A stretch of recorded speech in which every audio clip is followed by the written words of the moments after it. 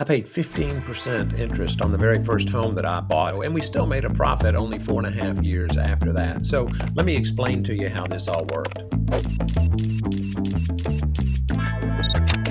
My wife and I were newly married, and in 1980, we were living in Atlanta in an apartment. And so, you know, the adage, drive until you can buy, because the further out you go, usually the less expensive the property is. So we were in Atlanta and we drove out to the other side of Stone Mountain to a little town called Snellville. And we came across this neighborhood that we thought might work for us. And it was just a small neighborhood, maybe 40 or 50 homes. And there was a brand new home being built in there along with several others. And so we thought that we would like to live there, and we did.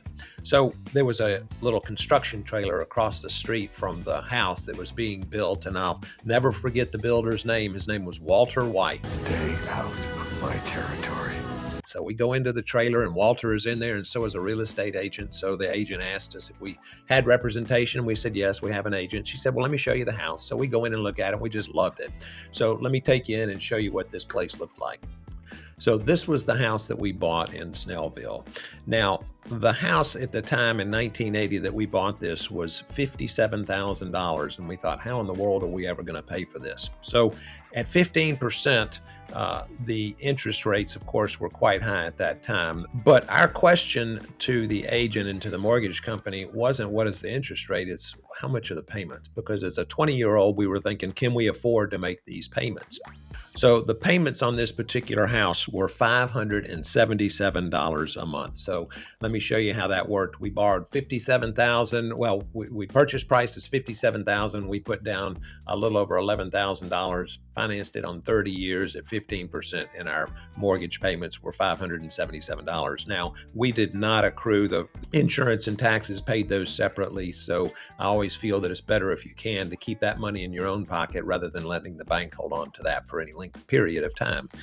So we got started. We bought the house. Everything was good. Our question then at the time, at least mine was, my wife had a lot of confidence, but I was going, how are we going to go from $350 a month from an apartment to $577? But we did it. We made it, and we held on to that property for a little over 4 years, and I think we sold it for $69,000. Now, at that time, I was thinking, wow, this is great. Well, let's do this again. So we sold that house and moved on to the next one. But what I wanted to tell you is how interest rates actually have an effect on the purchase price. It's just not how much you qualify for, but there is a rule, and it says for every 1% increase in the interest rate is a 10% decrease in buying power. And the reverse is true. So if it comes down 1%, you can buy 10% more. And what I want to do is kind of take you through and show you how that actually works. At today's market rate, we're at about 6.8% throughout the United States. It'll be a little higher or a little lower depending on where you live. But if you say you bought a house, it was $500,000 and you put down $100,000, which means you're only financing 80% on a 30-year fixed at the old interest rates of 3.8%, your note would have been $1,864 a month. So I want you to remember that $1,864. So let's just say that it's now 4.8. Well, now that same house at the same mortgage amount is now $2,099 a month. And if it goes to 5.8%, now you're at $2,347 a month. And if you go to 6.8, which is where we are today, now your payments are $2,608 a month for the exact same house. So that is the 1% equals 10% rule. Now, what if you wanted that old $1,800 payment, and that's what you qualified for was $1,800? Well, at 3.8%, you could buy $500,000. But at 6.8, now you can only afford $350,000. That's a $150,000 difference. So what happened is a lot of people got used to looking at the prices of the houses that they could actually afford in 2021 and 2022, and now they can't afford as much. But that's kind of a double-edged sword, because back then prices were going up so fast and they were getting so high.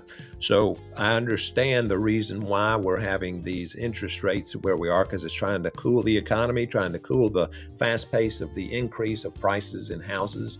And it's just a much more efficient way of trying to bring the price of the houses down. I caution you though, don't be a market timer. A market timer is the one that says, well, I'm waiting for the bottom. Well, it's very, very difficult to time that and to be able to purchase at the exact right price, because the bottom occurs just before something else happens. So if the interest rates start to come down, say we're at 6.8, let's just say we get to 6%. Well, that's going to increase the demand on the price of houses, and then houses are going to start to increase back up. That's just the way it is. Right now, we have a lot of inventory in most of the United States. I was reading an article this morning that said that the United States has more inventory now than it had pre-pandemic. So our inventories are getting back up to a much higher level, giving the buyers much more choices when it goes to time to buy. So think about this. Let's say that you go out and find a house that you want to buy, and the interest rate is at 6.8%. It's probably better to buy now, just like I did in 1980, because we were building equity in the house. We ended up selling it for a profit. Real estate is not something that you can get into and get out of quickly and efficiently, because it's expensive to buy and it's expensive to sell. It's not like trading stocks at $7.95 a trade, where you can just be in and out for a very low cost. It's expensive. There's a lot of moving parts, and it's not easy to buy and sell houses on a short time frame. So really, you need to be prepared to buy and hold. And if you can hold a house for 4, 5, 6, 7 years, the longer you hold it, the better chances are that you're going to be able to make a profit on it. But let's just say that you go in and make a purchase on a home, and now it's time to maybe adjust that interest rate a little bit and do a refi. Refis are not free. So when you go to refinance your house, I ran the numbers. I had our mortgage guy run the numbers on a refinance, and I just said, hey, if we needed to refinance a purchase price at $500,000 and we're going to do a mortgage of $400,000, what would that run? So he created this, and it came to $6,990. So we're going to say basically $7,000. Well, if you're going to refinance, there's some calculations that you need to run so that when you do refinance, you make sure that it pays you back. So this is how it works. If you had a purchase price of $500,000, the loan amount is $400,000, and let's just say it was 6.8%, there's that $2,608 a month. But if the interest rates drops a full point, now your savings is $261 a month, because now you're at $2,347 a month. At a refinance charge of $7,000, how long is that going to take you to pay that money back? It's going to be 27 months payback. So you need to be able to say to yourself, well, are we going to be here at least another 2 years, at least another 27 months? Because after the 27th month, then you're going to start to recoup those savings going forward. So if you plan on being there a while, then it's probably a good idea to do the refinance. But each interest point is 10%. So just remember that for every decrease in the interest rate is by 1% increases your buying power by 10%.